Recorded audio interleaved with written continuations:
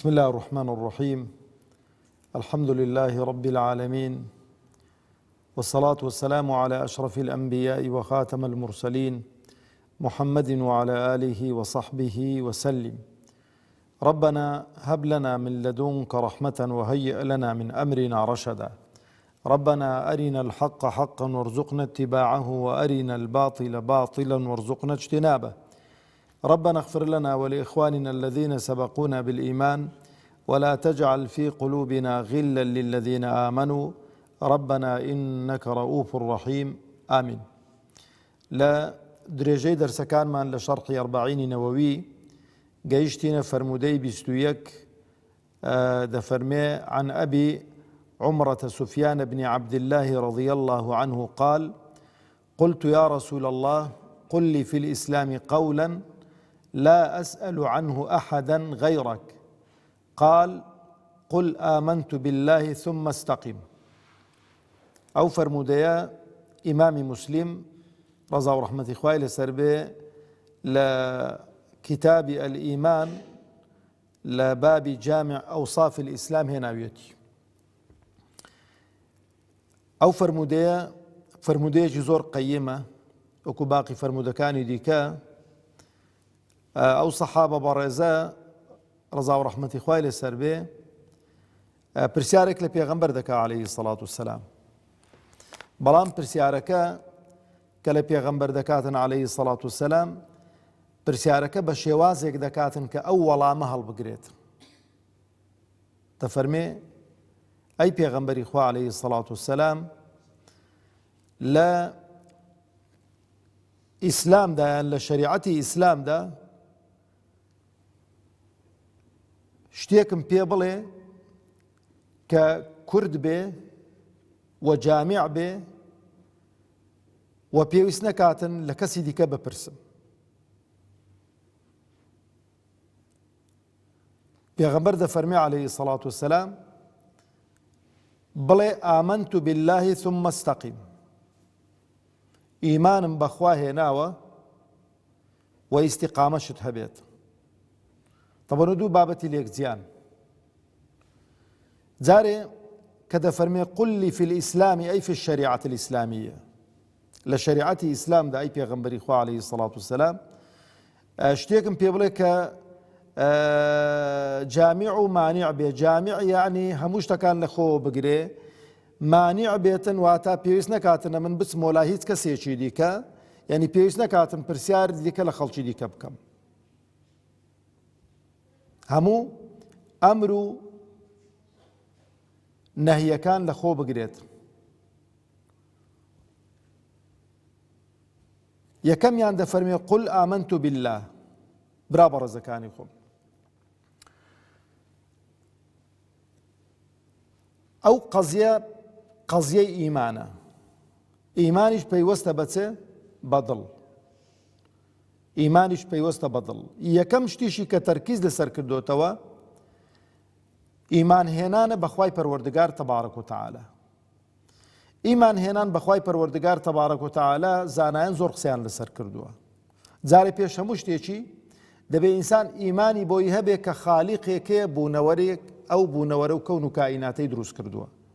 خالیقی ئەو کەون و کائیناتەیە، کێشەی خەڵکانێک کە باوەڕیان بە ئیسلام نییە و باوەڕیان بە خوا نییە و باوەڕیان بە حەشر و حیساب نییە، خەلەلەکە ئەلێرانەیە. باوەڕیان نییە کە خالیقێک بۆ ئەو کەون و کائیناتەی هەیە. لەبەرەوە شەگە تەماشای قورئان بکەن، لە زۆر شوێناندا خوای پەروەردگار تەبارەک و تەعالە بە پێغەمبەر دەفەرمێ عليه الصلاة والسلام وەکو حیوارێک، وەکو پرسیارکردنێک لە کافر و بێباوەڕان چێ ئاسمانی دروست کردووە، چێ زەوی دروست کردووە، چێ خالیقە، چێ رازیقە، چێ مرێنەرە، چێ زیندووکەرەوەیە، هەمیان دەڵێن ئەڵڵاه، خوای پەروەردگار تەبارەک و تەعالە. طبعا یەکەم خاڵ دەبێ ئینسان ئیسپاتی خوایەتی خوای پەروەردگار بکاتن. دەبێ قەناعەتی وابێ ئەو قەناعەتە هیچ شک و گومانێک هەڵ نەگرێتن کە خالیقێکێ بۆ ئەو کەون و کائینات و بۆ ئەو بوونەوەرە. جارێ وەرن تەماشەکەن برا بەڕێزەکانی خۆم، لە هیچ سیستەمێکی دنیایی بەتایبەتی ئەوانەی کە باوەڕیشیان بەخوانیە ئەو مولحید و بێ باوەڕانە قەناعەتیان وانییە ئەو هەموو مەجەڕە و کەشکەشان و ئەو هەموو ئەستێرانە و مانگ و ڕۆژ و شەو و ڕۆژ و چوار فەسڵ و ئەو نظامە دەقیقە لە خۆڕاوە دروست ببێتن. مستەحیلە ئەوە پێویستی بە خالیقێکە، پێویستی بە بەدیهێنەرێکە. لەبەرەوە برا بەڕێزەکانی خۆ مەگەر وەرە تەماشەکەوە لله المەثل الأعلى نمونەی هەرە بەرز بۆ خوای پەروەردگار. پارچە زەویەکت هەبێ بچی قەلابە قومەکی لەوێن دەرێ ڕووکەی هەندێک بلۆکان دابنی بەرمیلە ئاوێکی لەوێن دەرێ دابنی چەمەندتۆی دابنی لێی گەڕی هەرچی بێوێ داهات بڵێ کاکە بڵێ وەڵا لێی گەڕەوە و کاتێکی بۆ خۆی دەبێتە خان و خەڵک چی پێ دەڵێ؟ خەڵک دەڵێەوە شێت بووە، دەڵێ کاکەوە ئەوان نابێتە خان و ئەدی دەبێ وەستای بۆ بێنی کرێکاری بۆ بێنی ئیشی لەسەر بکەن و وەستای کارامە بێتن بۆی غورفە خانوویەکت بۆ دروست کاتن. ێ باشە قەیدی ناکەم هیچ تەسلیمم لەگەڵ ئێوە، بەڵام ئەگەر نەچێتە عەقڵی ئێمە غورفە خانوویەک بە بێوەستا و بەبێ کرێکار و عەمەلە دروست بێتن، چۆن دەچێتە عەقڵمان ئەو کەون و کائینات و ئەو هەموو مەجەڕات و ئەو هەموو نیزامە دەقیقە بەبێ خالیق و بەبێ صانع و بەبێ دروستکەر هات بێتە وجود؟ ئەگە بڵێ سوتفەیە، سوتفە زۆر مستەحیلە شتیوالی لێ دروست بێتن. یعنی سوتفە ئەوەیە ئێستا بینی 100 ژمارەی بنوویسی، 100 ژمارە لەیەکێ تا 100 بیهاوێ ناو زەرفێکی تێکی دەی بە مستەحیلات بە سوتفە لە یەکی ڕێز دەبێتن هەتا 100 ڕێز دەبێتن، مستەحیلە ڕێز بیتن کە هەمووی هاتە دەر یەک هەتا 100 ئەوە دەستێک دایناوە، دەستێک دایناوە، یەکی داناوە، دووی داناوە، سێی داناوە، هەتا 100 ڕێزی کردووە. یعنی هەموو ئەو زانایانەش بە تایبەتی ئەوانەی کە مسلمانیش نین، ئیعلانی مسلمانەتی خۆشیان نەکردو، بەڵام هاتوونە سەر ئەو قەناعەتەی کە ئەو کەون و کائیناتە بێ صانع نییە، بێ خالق نییە، بەدیهێنەرێکی هەیە. ئەوە خاڵێک ئەگەر زۆر لێی ورد بینەوە لەبەرەوەی ناسینی خوای پەروەردگار تەبارەک و تەعالا پێویستی بە دوو شت دەکا، پێویستێکی بە کتابێکی مەندوور دەکا ئەو کەون و کائیناتەی کە لە دەوروبەرمانە، ئەو جیا و بەفر و باران و خۆمان، ئەو وردەکارەیە کە خوای پەروەردگار لە خۆماندا خەڵقی کردووە. ئێستا تو بە دوای مەچینەیەکی کاتم سەوت دادەگەڕێی، دەڵێ کاکە مەچینەیە کاتم سەوتم دەوێت زۆر سعری گرانترە لە ئیدیکە. سیارەیە کە دەنجی مەچینەی زۆر کەم بێت، یعنی کابرا پێی مرتاحە، دەڵێت گوێت لە دەنجی نییە. کاتمترین سەوت لەو مەخلوقانەی کە لەسەر زەوی خەڵق کراون ئینسانە. ئەو عەمەلیەی هەزمەی کە لە ناو مەعیدەی ئینسانیدا ئەو خواردنەی دێن و دەباتن، بەس گوێت لەو خواردن و شێلانی ئەو خواردن و ئەو تێک هەڵشێلان و هینان و بردنەی ببا قەسەم بەخوا خەوت لێ نەدەکەوت. ئیوایە بە مڵچە مڵچ و بەوانە بێزی دەبێتەوە، نانی پێ ناخورێتن. ئەدێگە دانیشبای لەسەر سفرەی لەولای خوشکتە و لەولای داکتە و لەولای باوتە و لەولای هی خۆتە و ئەو هەموو مڵچە مڵچە تێک هەڵببایە و ئاوی بەسەردا کرد با شوڕەی ئاوی هات با بەناو مەعیدەیدا و لەوی تێکیدا ژیانت لێ تێکە چوو. جا ئەوجا ئیوایە گچکەترین دەنجی لەلا بێتن خەوی لێ ناکەویتن.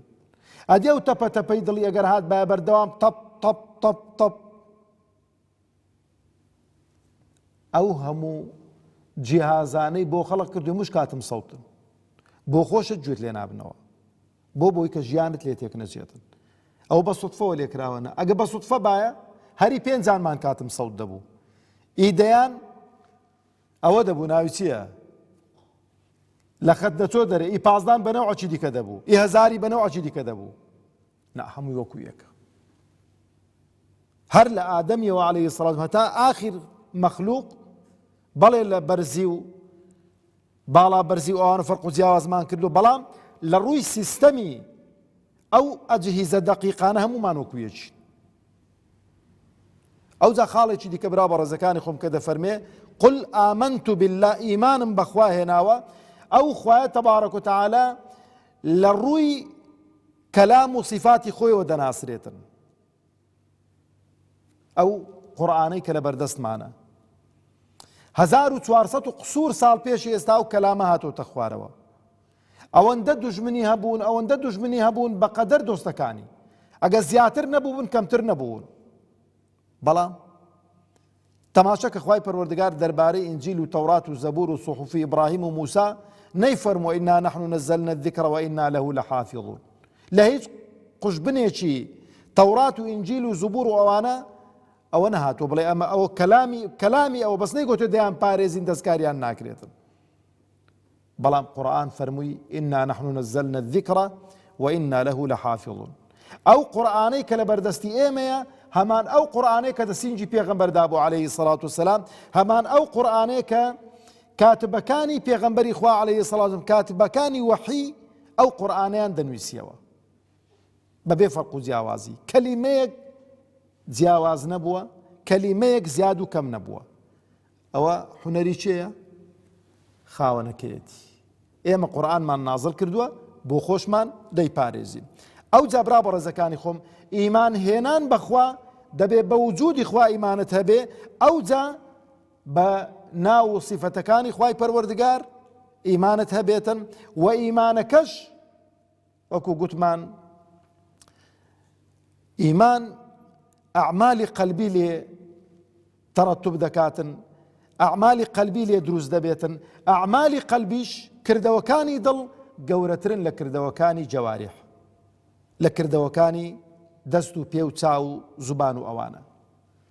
ئەو جا دەفەرمێ ثم استقم. ئیستیقامە چییە؟ دەفەرمێ جێبەجێکردنی هەموو ئەو ئەمر و فەرمانانەی دیکەیە کە هەڵقوڵاوی ئیمانن، کە ئیمان بەتەنها قل آمنت بالله ثم استقم، ئەگەر ئیمانت بەخوا هەبوو دەبی ئیمانت بە هەموو ئەمر و فەرمانەکانی خوا هەبێتن. و ئەو ئەمر و فەرمانانەی خوش بەشێکی پەیوەستن بە دڵی ئینسانەوە و بەشێکی پەیوەستن بە چی؟ بە عەزاکانی ئینسانەوە. ئەوەی کە پەیوەستە بە عەزاکانی ئینسانەوە پێویستی بەچێ؟ پێویستی بە ئیستیقامەیە. ئیستیقامە یعنی چیانی بەردەوام بوون لەسەری. نوێژ دەبێت لەسەری بەردەوام بی، ڕۆژوو دەبی لەسەری بەردەوام بی، زەکات دەبێ ئەگەر دەوڵەمەند بووی پارەت هەبوو دەبی لەسەری بەردەوام بی، خێر و سەدەقە دەبی لەسەری بەردەوام بی، و زوبان پاچی دەبی لەسەری بەردەوام بی، داوێن پاچی لەسەری بەردەوام بی، دەست پاچی لەسەری بەردەوام بی. ئەو شتانەی کە خوا ئەمری پێکردوون و چاکن دەبێ لەسەریان بەردەوام بی. لەبەرەوە دەفەرمێ ئین الذین قالوا ربنا الله ثم استقاموا. گەورەترین شت لە شریعەتی ئیسلامدا بوونی ئیستیقامەیە لەسەر ئەو عەقیدە و بیر و باوەڕەی کە خوا پێی داوی. لەبەرەوە ئەو ئیستیقامە بەرەو چێن دەرێت دەبا؟ بەرەو بەهەشتت دەباتن. إن الذين قالوا ربنا الله ثم استقاموا تتنزل عليهم الملائكة ألا تخافوا ولا تحزنوا وأبشروا بالجنة التي كنتم توعدون.